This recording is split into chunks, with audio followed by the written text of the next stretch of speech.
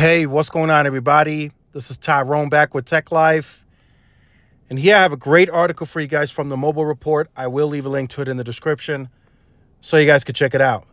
So we briefly discussed it this morning in a video, but T-Mobile is introducing a new fee, new charge, and this time it's for prepaid.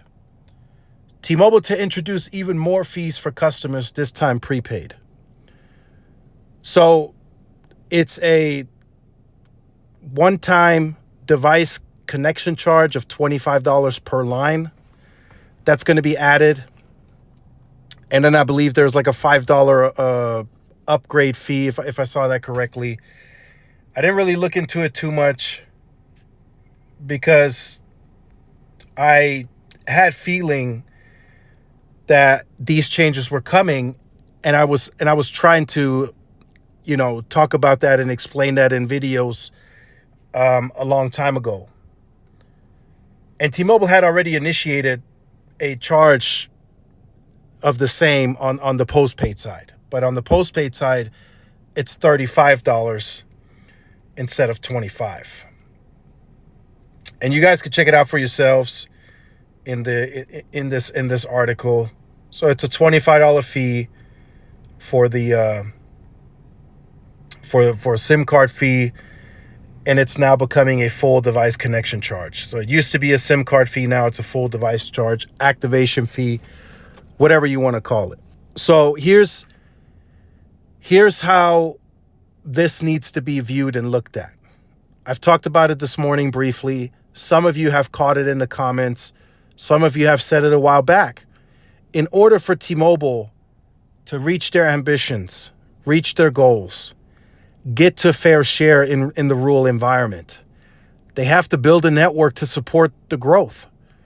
And the only way they can build a network to reach the places that they may want to get to, they got to charge more money. They got to spend more, and they got to charge more to make more. And that doesn't just necessarily have to do with the capital allocation, right? The 9 to 10 billion. No, that's also operations. As you're going into these new small markets with new towers, new stores, that all adds to your operations cost. So you got to offset both. And at some point in the future, right, T-Mobile may want to spend more on capital. It's possible that they already have that in their sights in the future, that they feel they may have to spend 10 or 11 billion or 11 or 12 billion. So they have to adjust. And if maybe they don't want to raise the price directly on the consumer plans. Maybe they don't want to raise pricing on legacy customers. So what do they do instead? They add more of these types of fees. $25 per line per activation. I say it's an activation fee. T-Mobile calls it a DCC, device connection charge. Whatever you want to call it, it's a charge. And that's going to be, for the sales reps, in my opinion, like I mentioned before, a harder hurdle to climb or to get over. So now if you got 4 lines, that's $100 you got to dish out for this device connection charge on prepaid. Plus, if you finance a device through the prepaid, whatever they're offering for financing, you got to cover the taxes for the devices. Or if there's a down payment required.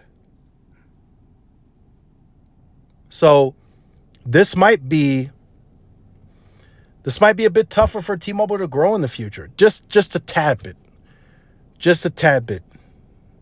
Because like I said this morning, this could lead to T-Mobile having an opportunity to launch more promos to accelerate growth whenever they so choose to. But it's already, many consider switching a hassle. Especially if you still owe the carrier you're with, you got to pay them off. Then you go to this next carrier and you got to pay all this money up front. In this economy currently, that's not an ideal position to be in. On postpaid or prepaid, especially prepaid. Prepaid is considered value, cheap, and when you're hit with, oh, you got to pay this up front, you might walk. You might say, no, I'm good. I'm going to look at another carrier that doesn't have these types of fees and upfront charges. It's very possible, or not as much. $100 just for a device connection charge for 4 lines?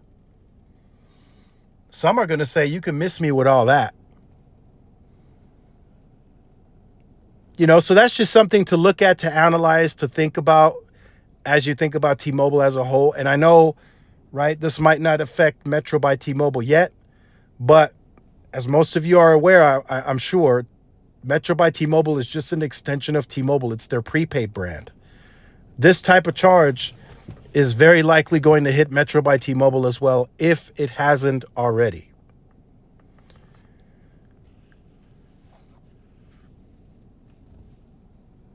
T-Mobile's trying to make money.